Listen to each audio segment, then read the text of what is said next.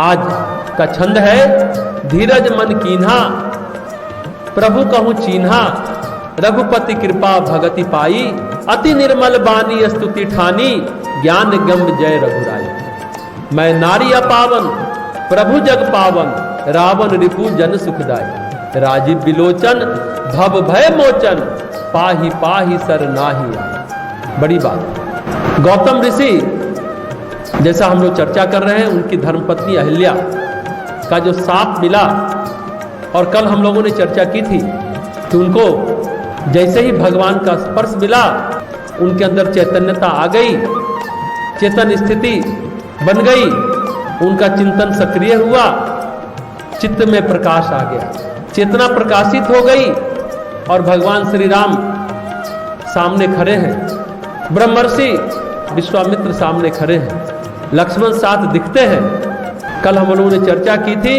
कि वो प्रभु के पैर में लिपटी रही, कुछ बोल नहीं पाई, आभार से गला रूंध गया था।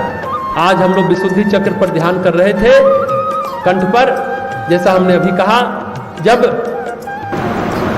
दुख होता है तब भी गला रूंध जाता है, हम बोल नहीं पाते, भावातिरेक अवस्था, कल भी चर्चा की। और जब आभार व्यक्त करते हैं तो भी गला रूंध जाता है, हम बोल नहीं पाते, होठ कपकपा के रह जाते हैं। आज दुख की ऊर्जा को हमने आभार की ऊर्जा में बदला मां कात्यायनी की पूजा करते समय।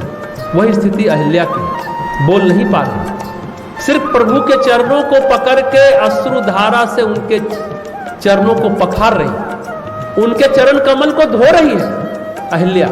इतना आभार है, भावातिरेक अवस्था, भावना के शिखर पर, भावना के चरम पर जब स्थिति होती है तो गला रूंध जाता है। विशुद्धि चक्र यही है, कंठ में जब दुख की ऊर्जा को हम आभार की ऊर्जा में बदलते हैं। अहिल्या बहुत दुखी थी, इतने सालों से दुखी थी, उसकी कोई गलती नहीं थी, फिर भी वो राजा नृग की तरह पाषाण बनी हुई थी, जैसे राजा नृग छिपकली का योनि में जाना पड़ा हुआ, इतना दान करने में कोई भूल नहीं हुई। उसी तरह गलती धोखे में हुई, उसे पता भी नहीं है, फिर भी वो सजा भुगत रही है दुख की ऊर्जा को।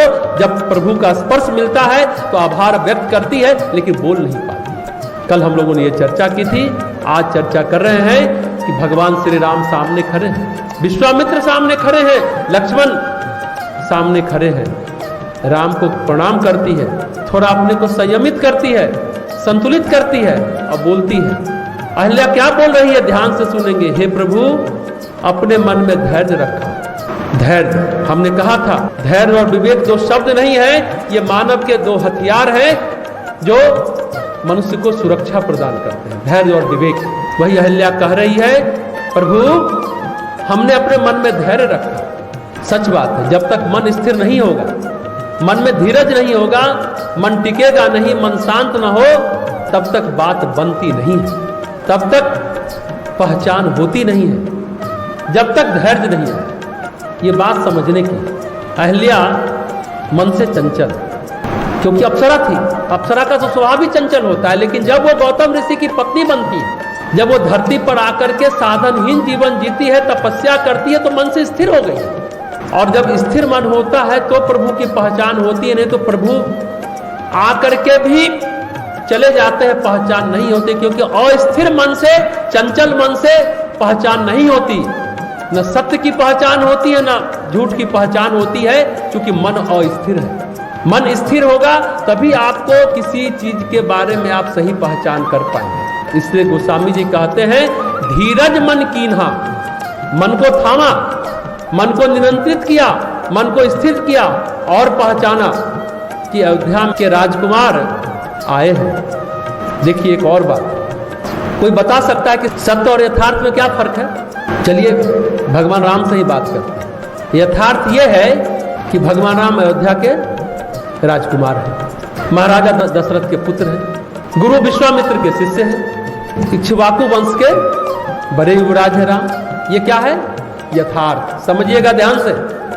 पर सत्य क्या है? सत्य ये है कि वे पर ब्रह्म परमात्मा है, वे विष्णु है, साक्षात नारायण सामने खड़े हैं जो नर का उद्धार करने आए हैं। सत्य ये है। यथार्थ और सत्य का फर्क जानिए।